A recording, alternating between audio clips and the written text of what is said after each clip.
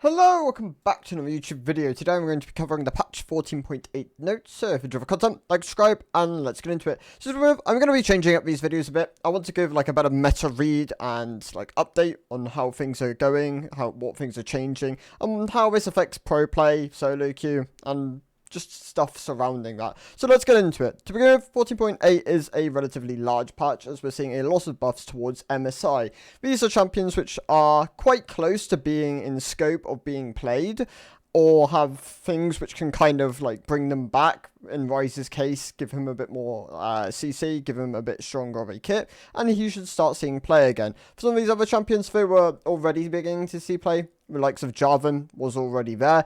Now it's probably going to be pushed into a spot where you might see very high presence on the pick, and with some nerfs towards some pro staples, and Briar, who's performing very well in low elo. So to begin with, Akali is going to have 30 more HP. This is really nice for some of the matchups which you would be seeing within competitive. With the likes of Sylas being buffed as well within the jungle, they're hoping to bring him back as like a flex pick option. Akali can be quite nice into that matchup. Sylas, of course, can also be played into Akali. That one can kind of function as like an answer. Yeah, there is kind of like alterations around this matchup. It also works quite nicely into the Azir, especially with his with his health regen going down. Being able to like get good trades into him with the likes of Electrocute or Fleet in certain situations, then that can definitely promote like picking this champion. Azir, of course, also very much a meta staple at the moment. He is having his base health regen reduced from 5 to 3.5, and his W is going to be losing some flat damage on the points. This is pretty nice as it hurts his ability to outtrade you at like trade as effectively at level 9. It hurts from levels 4 through to 9. That is kind of where you are getting the points in this ability. Of course, later on into the game, this doesn't matter as much. You are gaining more AP, thus the damage loss of this ability isn't felt as much. However, if you're going down those more tanky routes and you're opting into tankier items, this is definitely going to hurt, as this is a base damage value, and you tend to be losing out on as much AP. So yeah, that is definitely going to be a bit of a nerf towards the Grasp and the Fleet builds. Definitely promoting some more heavy AP builds. You'll probably see mostly just the Nash and Liandry combination, and less of things like Frozen Heart and Abyssal. Moving on, so Briar is being nerfed primarily because of low elo. She is having her health growth reduced by 5. Her Q range is going to be going up by 25. Range, of course, is an elite skewed mechanic, so this will definitely be more of an elite skewed buff. And her W is going to be having its bonus attack speed increased by 1% early ranks and reduced by 15% later on the ability. Overall, makes sense to nerf like Briar for low elo. She is definitely overperforming there on the builds like Eclipse, Sundered Sky, Steric, Cleaver, things like that. She's very much performing quite well. The lethality builds are still fine, they still work, not as optimal, but yeah, this should definitely be a bit of nerf towards Briar and low elo. Draven is going to have his Q damage increase from 40 to 60 to 45 to 65. This is a this is a big buff towards Draven. Having 5 damage flat added onto an ability, which you can maintain quite a large amount of uptime on, definitely helps his early game. Of course, once again, it's flat. You're not going to feel this as much later on into the game, but early, when you have 1 point in this ability and you're gaining 5 flat damage, especially level 1, this does a huge amount to increase his trading power. Expect to see Draven with an elite and pro play being really successful, especially with this kind of buff. This also works quite nicely as he is a solid answer to things like Kalista, who is already beginning to see dwindling play. She is having like a bit of a resurgence with the lethality build, but yeah, this definitely helps in the matchups against Kalista. Galio is going to have his movement speed increased by 5, and his Q cooldown is going to go from 12 to 7 to 11 to 7. Overall, this helps Galio support more than Galio mid. Galio support, of course, maxes W first, so he will fill with Q buff more than mid Galio, who maxes Q first. The movement speed is also very nice. Galio is a very Galio relies on movement speed very much. Like, it is one of his most important stats. Being able to roam to sides is very important on this pick. Picking up things like Chevaliers, I definitely recommend going that route, especially on Galio at the moment. You want to be able to just roam about. Storm Surge can work if you are going a more AP heavy, like if you're going like Lich Bane into Storm Surge. Cosmic Drive can work quite nicely on this champion. You can even opt into things like Dead Man's, Trailblazers, like 3rd, 4th slot options. If you are looking to just be an entirely supportive kind of tank with a lot of movement speed, there are kind of builds there. But yeah, Galio definitely going to benefit from something like this. These are very big buffs towards Galio. Graves is going to have his attack speed scaling increased on his passive towards the reload time. The critical damage ratio per pellet is also going to go up by 5%. This is very big for Crit Graves. Picking up items like RFC and Storm Razor will feel a lot nicer. This might even incentivize picking things like Graves Top again. We'll have to see. But yeah, something like this, very nice towards solo queue. Lethality Graves tends to be more elite and pro-skewed. You'll probably see some like hybrid variations. We might see a couple games of Graves at MSI. I don't believe he'll be a very high prio pick, as he tends to be a very big resource sink, unless we do see things a bit more supportive in the mid lane, like a Karma, like a Galio, stuff like that. But yeah, Graves definitely helps him, just not enough, I imagine, to really push him into competitive. Hui is going to have his passive buffed by 5% AP. This is kind of unfortunate, as we previously saw that his Q was also going to have a 5% AP ratio increase, but they decided to not push that far. His passive is the only thing getting buffed here. It's going to do a bit. He's definitely like fringe pro play. He does see some games, and there are some very good Hui players. I think Caps, Humanoid is a decent Hui player. Of course, in the Korean and Chinese regions, they are also pretty proficient with this champion. But yeah, this should definitely help being a Hui being picked in more spots. Nice passive buff. Jarvan is going to have his bonus physical damage on the passive go up by 1% of target's current health. This used to be 8%. Well, it went from 6 to 8 to 10, I believe, and then to 8 to 7, or 8 to 6, and now it's going up to 7. This is definitely going to help him, as it allows him to clear a bit faster, allows him to engage on targets and do a bit more damage in like one-on-one situations. This doesn't really incentivize picking him in spots where you wouldn't have originally in competitive, but Jarvan was already a pick beginning to see was already a champion beginning to see picks in competitive, so yeah, this will definitely help incentivize his spots.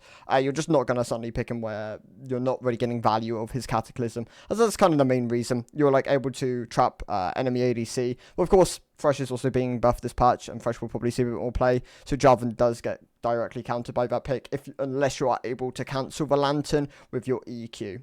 Yeah, there's some skill there, but definitely a nice buff towards this champion. Helps his clear, helps him in spots where he would have already been picked. Jhin is going to be gaining some bonus movement speed on critical strikes. It's going up by 4% on the passive. And the Q is going to have its flat damage reduced by 1. And the ratio is going to go up from 35 to 65 to 44 to 74.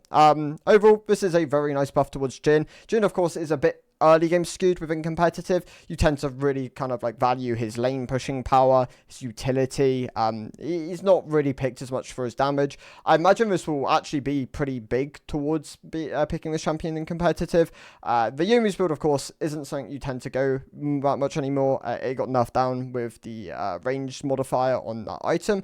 Storm Razor tends to be the way you want to pick this champion, or like the way you want to go now. Storm Razor, RFC, IE, stuff like that, all very nice on Jhin. Should definitely, but I mean, I imagine he will see play MSI. This is a very big buff.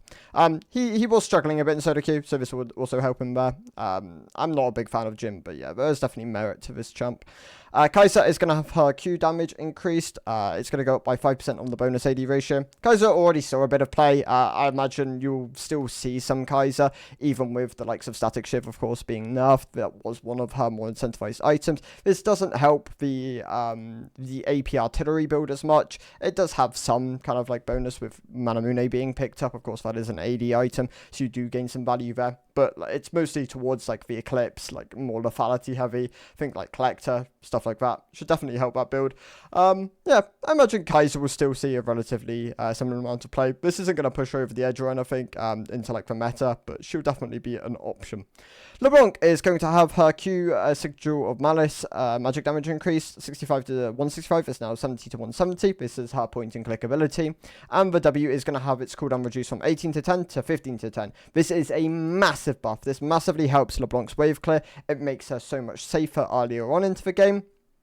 It should do loads to help her in competitive. I imagine she might have like a genuine prio. Like if people are proficient at the champion, then there is definitely like room to have this champion be picked. Mordekaiser. So this is the big one. This is his R no longer can be escaped from via QSS and other like alternatives. So like Alistar's old Gangplank's W, for example. On top of this, his E is going to be losing 10 magic damage flat.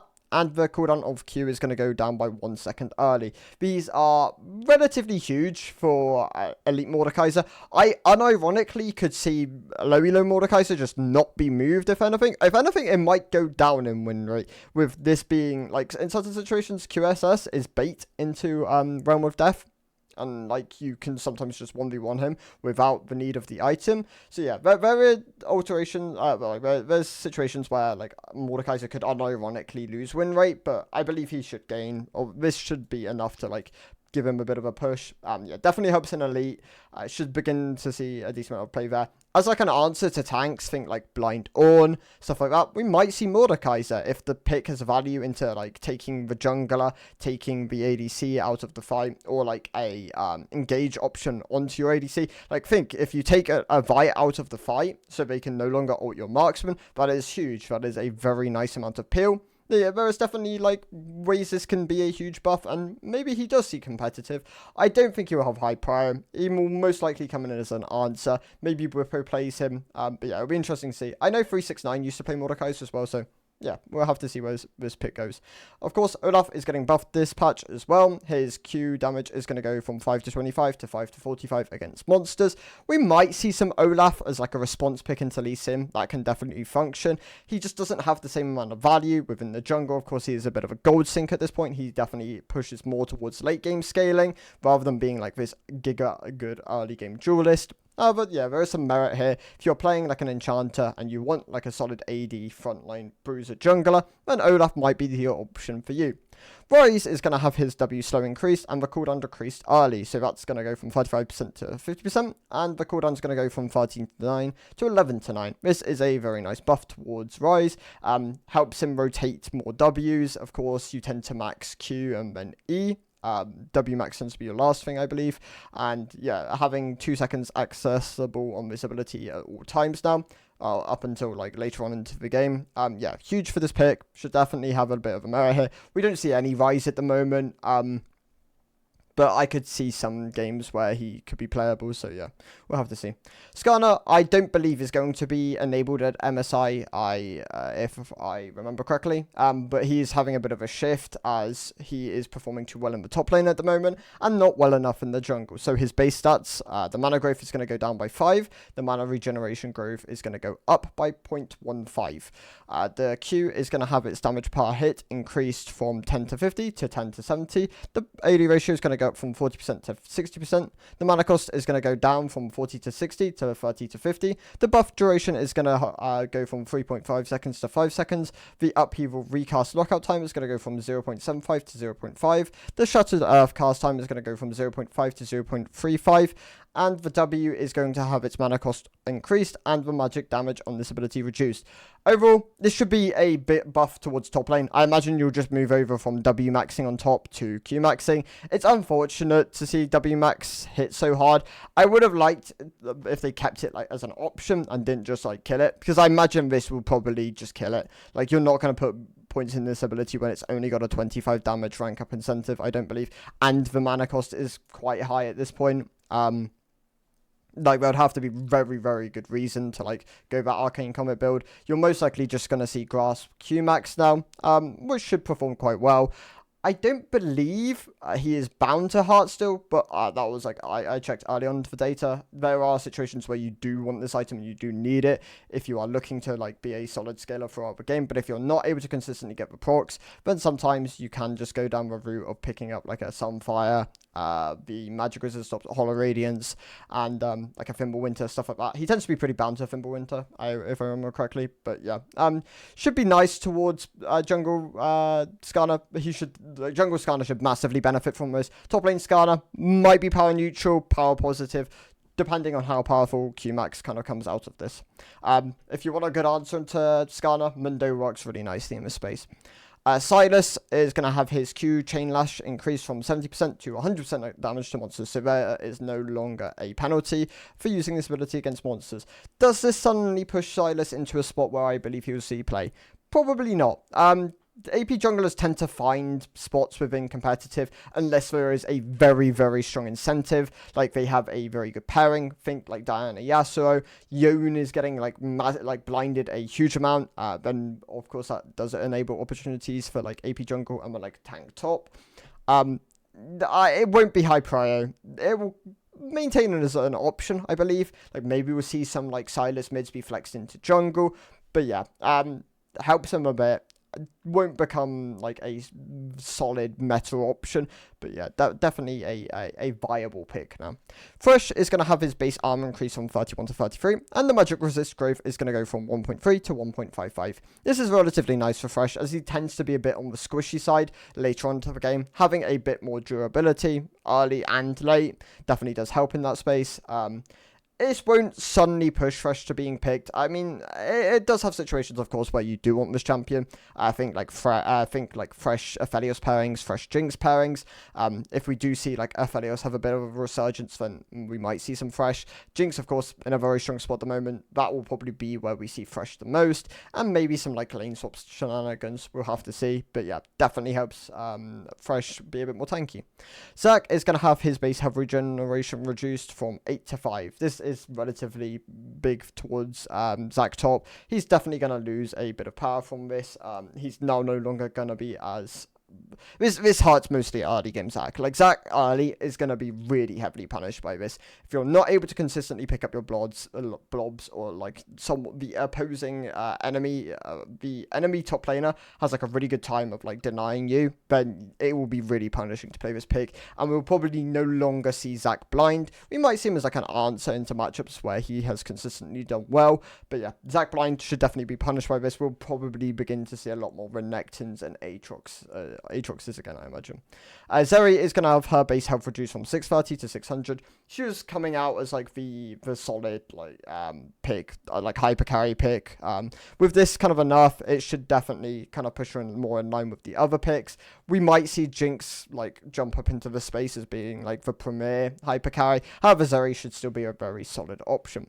Baron Nashor is going to have his damage increased on his abilities. These are all dodgeable, so should be a bit stronger and a bit harder to take. Void Grubs are going to have their initial spawn time pushed back from 5 to 6 minutes, which is huge towards level 6 top laners. This is very big. This might shift certain lanes from like being played to now being like more incentivized, like being neutralized to being more incentivized, like champions which are very reliant on their level 6. This also helps mid, but mid tends to be able to consistently hit that level 6 more often. Void Grubs are going to have their effects change from 6 to 3 to 8 to 4, and the Hunger of the Void's threshold is going to go from 5 to 4 to get the first one, which is going to be very nice, as it means you are no longer as punished for dropping 2 or more, like which you would have been beforehand. Mythic Shop rotation, AOM balance changes. Quick Play is going to have some things adjusted on it, which will be quite nice. A bunch of bug fixes and quality of life changes. We're only getting 3 skins: Blood Moon Fiddle, Blood Moon Zed, and Blood Moon Zyra. And yeah, that's the patch. So thank you guys for watching. I'll see you in the next one. Goodbye.